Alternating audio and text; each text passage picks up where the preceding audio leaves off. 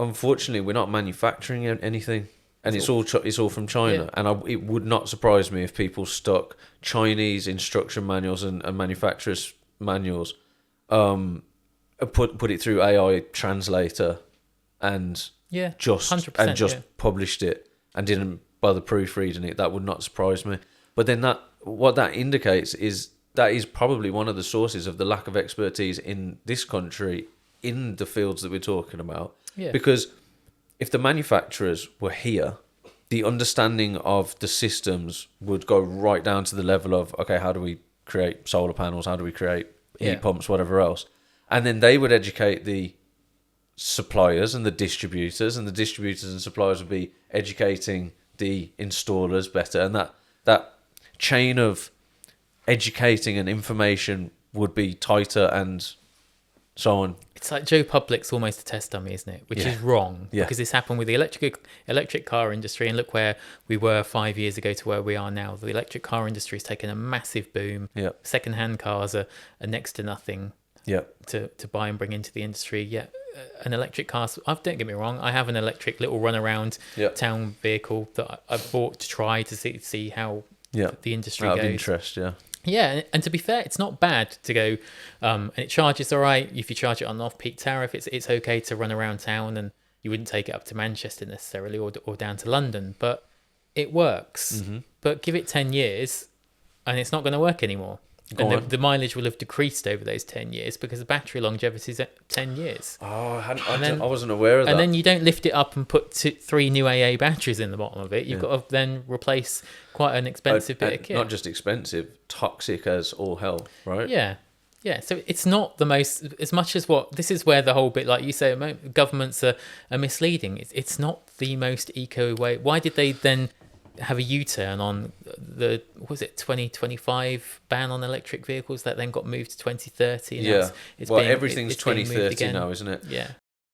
I call it political shoehorning. It's like they get a policy that they think is, okay, this will win us votes, or this will keep us in power, or whatever it is.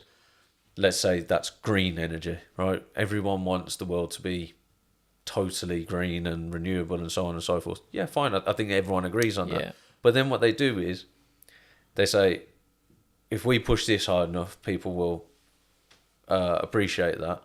But it's not about the objective of actually making implanting this new policy into the world in a way that's going to work. Yeah. And what happens is when they shoehorn it in, it's uncomfortable, like a shoe that's not misshapen, and unfortunately it doesn't work. And I didn't realise that. I didn't realise that the mileage over 10 years drops incredibly and so on. And it's depending on how you use it as well. If you're fast charging consistently, then it depletes the battery even more. It's better to use a 7 kilowatt charger because then you're slowly charging the battery rather than force charging it all the time.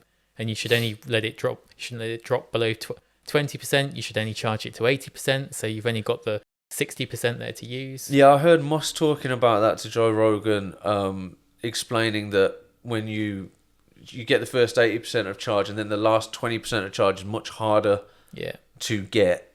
And can you explain that?